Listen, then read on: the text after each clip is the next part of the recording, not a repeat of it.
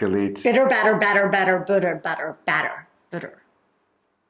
Galit, do you know what I see most in the clinic, especially with women? I do. Say it. The bitter pandemic. The bitterness is the female pandemic, which I see on a daily basis in the clinic, also on men, but especially on women. Today, we're gonna just face that pandemic and talk about it. Hi, my name is Dr. Assael Romanelli. I'm Galit Romanelli. And this is the Potential State. And today we're going to talk about bitterness, Ugh. the female pandemic. We are so used to seeing bitter women that it's already become almost like a stereotypical, the RBF, right? The sour, the crunchy, the Raisin. yeah, it's like, And for men, we hide it through cynicism. So we, instead of being bitter, we don't show it. We go cynicism. Everything, we're like, we're too cool for school. Check out the episode on cynicism. But why? Why do I see this so often in the clinic? Why do we see so many bitter women? I think it's kind of the aftermath of an exhausting dance.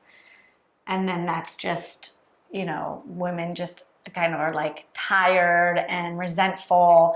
And so it just channels out in this like, I'm bitter, I'm done, I'm tired, I'm irritated, I'm, kind of like that.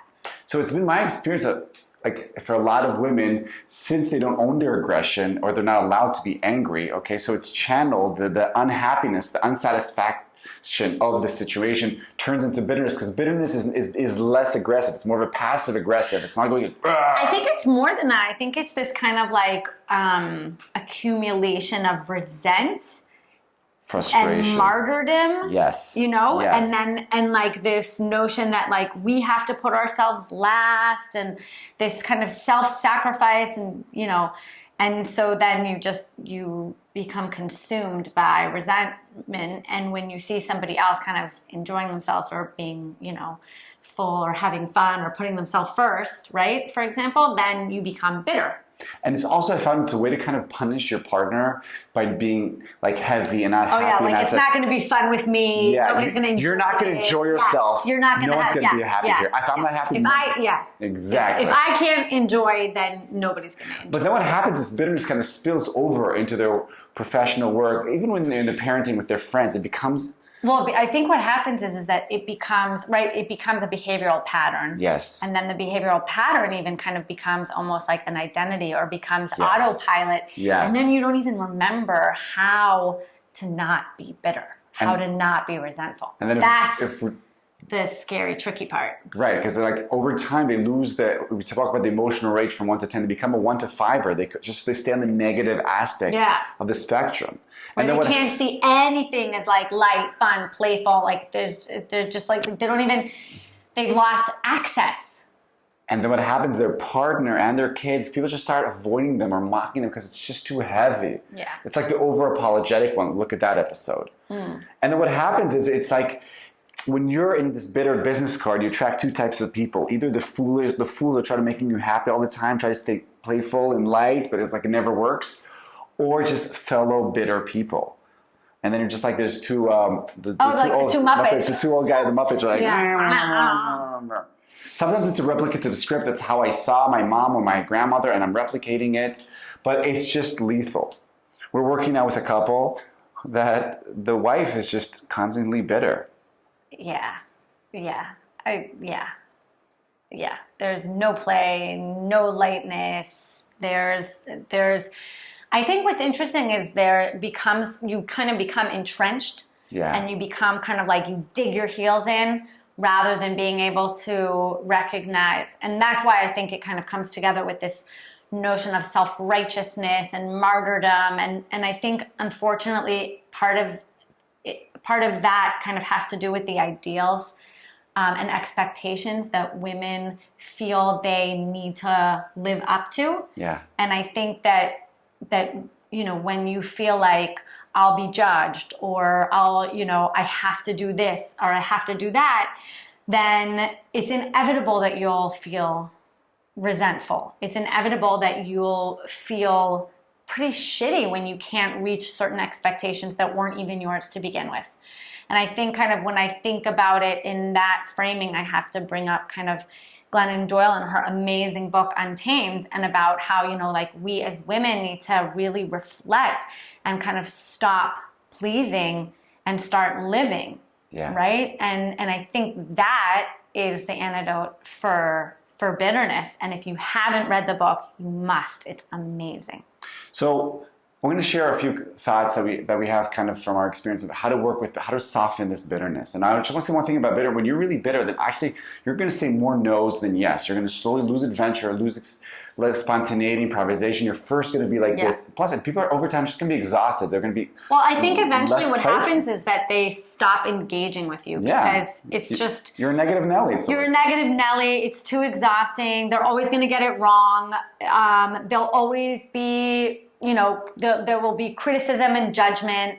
And they'll start avoiding you. They'll start outsourcing play and fun. And then it's just there's this distance that grows and expands, and I think that feeds into your feeling of like feeling misunderstood and feeling isolated and feeling invisible, not respected, not celebrated. Exactly. Right. It's a vicious cycle. It is. It's a vicious cycle, but you can get out of it. You don't need to be bitter. So how do we do that? So the first thing we want to do is, first of all, there's an episode about female systemic empowerment. First of all, connect to your shadow, connect to your aggression, to all those other feelings you don't usually bring and express. Yeah, and I also want to say, like, connect to, like, put on these glasses of, like, of society and see where society plays a role and see kind of what, what expectations do you feel you have to? Like, I always say that a good place to start looking is, like, the shoulds and the have tos, because if you're fueled by I should do this or I have to do this,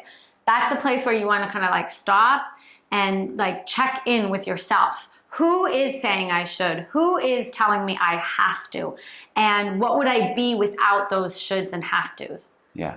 Find ways to express your passion, your aggression, all those places. Find a way to sublimate. But even more, I want to say, it's not even just your aggression, right? Because in a way, your bitterness is where you are channeling your aggression. But where can you access your joy? Yes. Where can you access your pleasure? Exactly.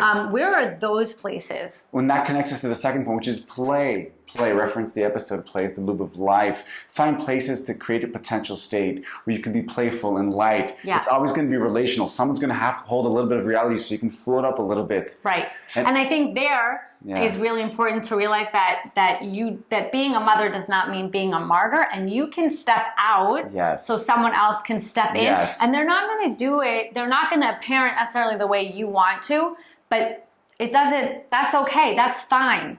Right? In other words, like if I leave the house for a few days going to America and I come back and the house is a mess, a pigsty, like, okay, fine. But I was able to go and like be in deep joy with my family. Yes. And so the house, didn't look the same way that it would have, but like you have to be able to let go. And reference the episode on joy as a verb and go explore the high emotional range, the 5 to 7s. Say the things, surrender, lower your defenses, be less precise, let go of precision. Yeah, that's a big one. Right. And even when you feel like you're going to go bitter, say the thing, call yourself out and say, I'm going to go all negative right now. I feel like I'm melting.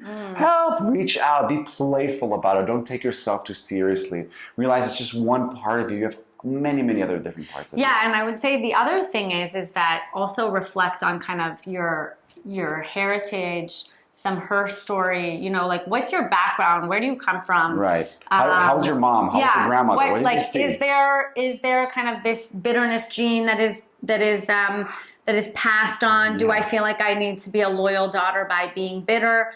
Do I feel like I'm a good mom if I, take the martyrdom torch?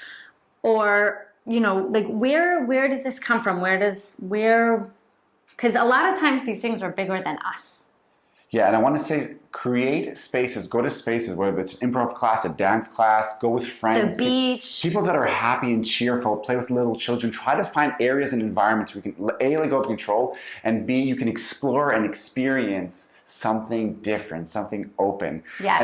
And be prepared that if you're kind of a bitter person, it's going to take time for people to believe that you're really different.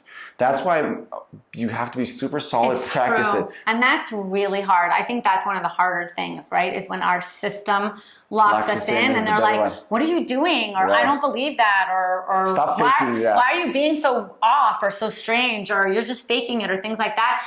But just breathe through it and say, you know, yeah, I'm trying something different this time. And it's okay if, you know, this time it works and next time it works a little bit less, but next time it works more. Like, you're stepping out of your comfort zone, so it's going to feel uncomfortable. And be ready to fake it till you make it. It will not feel natural in the beginning. You are expanding your repertoire. You are growing. You are untaming yourself. So fight the female pandemic, let go of the bitterness, and step into play and potential state. And have some butter. This is Galit Romanelli. That's Dr. Assael Romanelli. And we're the potential state. See you next time.